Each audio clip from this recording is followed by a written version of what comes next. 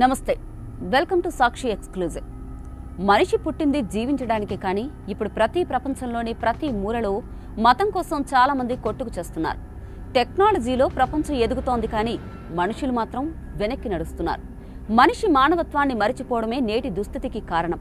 ప్రతిరోజు ఎక్కడ ఒక చోట కొంతమంది చనిపోతూ ఉంటే మరికొంతమంది ఏడుస్తున్నారు, ఇంకొంతమంది మౌనంగా భయపడుతున్నారు. ఒకరి ప్రార్థన ఇంకొకరి ప్రాణం తీస్తుంటే ఒకరి విశ్వాసం ఇంకొకరి జీవితాన్ని ఆపేస్తోంది. మనిషి అనే మాట క్రమంగా చిన్నదవుతున్న ఈ ప్రపంచంలో కొన్ని మతాల ప్రజలు టార్గెట్ అవుతున్నారు. ముఖ్యంగా కొన్ని దేశాల్లో క్రైస్తవులపై పెద్ద ఎత్తున దాడులు పెరగడం ఆందోళన కలిగించే విషయం. ఇటు నైజీరియాలో ఒక బుల్లెట్ దూసుకెళ్తుంటే అటు సిరియాలో ఒక పేలుడు వినిపిస్తోంది. మరోవైపు పాకిస్తాన్లో ఒక అరుపు మిగిలిపోతూ ఉంటే సుడాన్లో ఒక మౌనం వణికిస్తోంది. ఇలా చాలా దేశాల్లో ఒకే వేదన, ఒకే ప్రశ్న: ఎందుకు క్రైస్తవులు చనిపోతున్నారు? ఎవరి చేతుల్లో ఈ రక్తం కారుతోంది? ఈ ప్రశ్నలకు సమాధానాల కోసం మనం వాస్తవాల లోతుల్లోకి తొంగి చూడాలి. ప్రపంచం మొత్తం మీద అత్యధికంగా హింసను ఎదుర్కొంటున్న మత సమూహాలలో క్రైస్తవులు ఒకరు. ప్రపంచవ్యాప్తంగా సుమారు 240 కోట్లకు పైగా క్రైస్తవులున్నారు. ప్రపంచ జనాభాలో దాదాపు 3వ వంతు మంది ఈ విశ్వాసానికి చెందినవారే. కానీ సంఖ్య ఎంత పెద్దదో అంతే పెద్దగా వారి వేదన కూడా ఉంది. ప్రపంచంలోని 100కు పైగా దేశాల్లో క్రైస్తవులు ఏదో ఒక రూపంలో హింసను ఎదుర్కొంటూ వస్తున్నారు. కొందరిని వారి గ్రామాల నుంచి తరిమేస్తూ ఉండగా మరికొందరిని చర్చిలోనే కాల్చేస్తున్నారు. ఇంకొందరిని కేవలం ప్రార్థన చేసినందుకే చంపేస్తున్నారు. సంవత్సరానికి కనీసం 5,000 మందికి పైగా క్రైస్తవులు తమ విశ్వాసం కారణంగా ప్రాణాలే కోల్పోతున్నారు.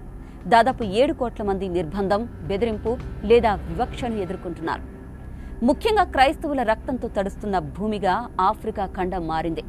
నైజీరియాలో బోకో హరాం, ఐఎస్ అనుబంధ గుంపులతో పాటు ఫులానీ మిలీషియాలు బరితెగిస్తున్నాయి. క్రైస్తవులు ఎక్కువగా నివసించే గ్రామాలపై దాడి చేస్తూ చర్చిలను దహనం చేస్తున్నాయి.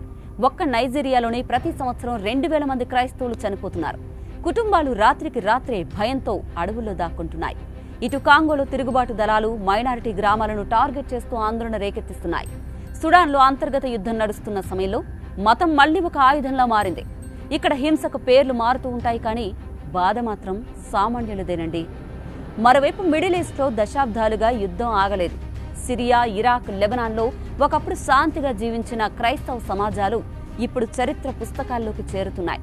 సిరియాలో ఒకప్పుడు 12 లక్షలకు పైగా ఉన్న క్రైస్తవుల జనాభా ఇప్పుడు 2 లక్షల కంటే తక్కువగా ఉంది. ఇరాన్లో విశ్వాసాన్ని బహిరంగంగా ప్రకటించడం నేరంగా పరిగణిస్తున్నారు. ఇటు పాకిస్తాన్లో పరిస్థితి మరింత దయనీయంగా ఉంది.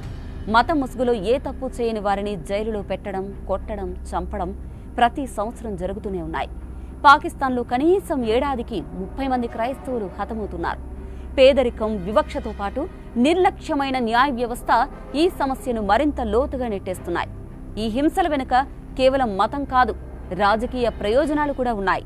భయాన్ని సృష్టించి ఆధిపత్యాన్ని కాపాడుకోవడం అన్నది చాలా మంది రాజకీయ నాయకులు చేసే పని. ఇటు ప్రపంచ సమాజం దీన్ని గమనిస్తున్నా మౌనంగా ఎందుకు ఉండిపోతుందో ఎవరికీ అర్థం కావడం లేదు.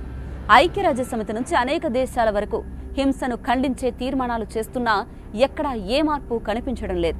సహాయ సంస్థలు శిబిరాల్లో పిల్లలకు ఆహారం ఇస్తున్నాయి, కానీ ఆ పిల్లల భవిష్యత్తు ఇంకా భయంతో నిండిపోయింది.